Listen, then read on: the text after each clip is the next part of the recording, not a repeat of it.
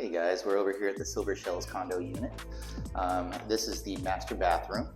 So before, there was a tub deck with a wonderfully jetted tub that was a little bit ancient. It had a very small knee wall about there, and in the shower, it did have a bench. The customer requested that there not be a bench replaced back in there. Therefore, that way they have a little more room to move around. So what we did was we went ahead and built up a 4-foot knee wall right here. We used a Schluter Jolly trim to go ahead and finish off all the edges. So instead of a bull nose, you have a full tile running out to the edge with a little nice metal trim that accents the tile.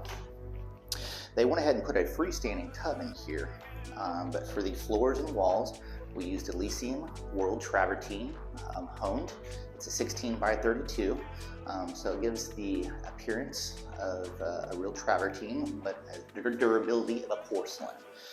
So they did a vertical straight stack lay on this, on the walls, and then also a straight stack on the floor, which basically means one right after another, instead of a running bond, which would be an offset. And then we finished it off in the shower floor with a Schluter system for waterproofing, with a nice brushed nickel drain, and then a 2-inch marble hex on the floor.